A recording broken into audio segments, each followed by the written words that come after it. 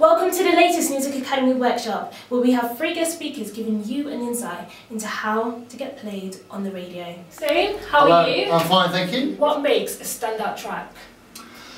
Look, music is emotive, so a standout track is one that makes you feel something.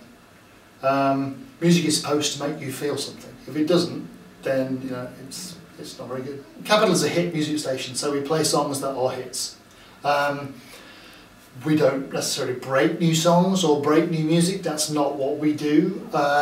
We play the songs that are the biggest hits for anyone, whether they are a BBC local radio station or whether they're a commercial radio station. Playing a song on the air is a risk. Will the people that are listening right now like this song for the next 4 minutes, or is this going to be the turn-off point that makes them go somewhere else or turn the radio off or whatever? So you can demonstrate, look, here's my following, here's what I've done myself already to get this notoriety and this fan base. Then that shows that there's a passion behind it and there's some motivation to do something about it and also to make a go of it. So there is therefore less risk. Do your homework beforehand. Find out who it is that you need to send the material to, who it is you need to befriend, who it is you need to make contact with. Don't waste the effort by sending it to people that aren't going to play the material. Right. That's the main thing. Hello Andy Rogers, how are you? Hello, good, thank you.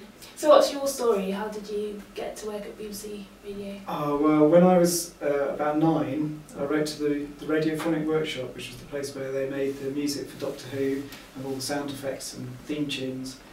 And I wrote to the head of the Radiophonic Workshop, and he actually wrote back to me. Oh wow! Which is really cool. And he said, well, if you want to come and work here, you need to do these O-levels, these A-levels, go and get a degree and become a studio manager. So I followed all of his advice and ended up being a studio manager and working at Maida Vale, where the Radiophonic Workshop was.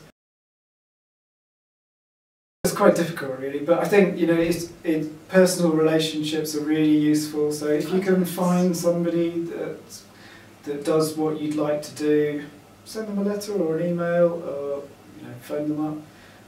Try to be nice and don't bug them too much. But you can, if you ask people, they do reply often, and I know that they do get back to you, and that can really often help you. You might not end up doing the thing that you originally think you're going to do, but it sets you off on a path, doesn't it? So, and if you don't ask, you don't get. Exactly.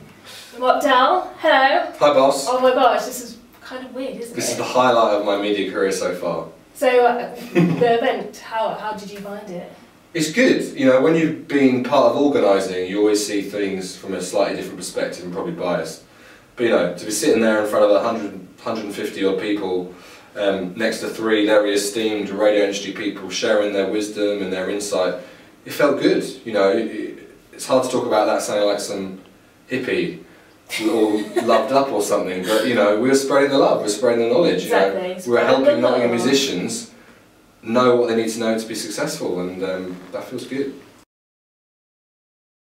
I've got 3. I've got a uber #1 top tip, smashes the rest of the chart. Clearly the #1 thing for me is targeting. Actually do your research, find out the relevant DJs on the relevant shows, and send your tracks to them in the way they want to receive it. It's no good sending a hip-hop track to a techno DJ or an indie track to a techno DJ. Send it to the right person and send it in the way they want to receive it. Don't give BBC Introducing a CD. They want to receive an MP3 via their uploader. That's how it's set up. Don't send the guy who only wants to receive CDs because he's 55 and he doesn't know modern technology an MP3. Target the right person in the right way.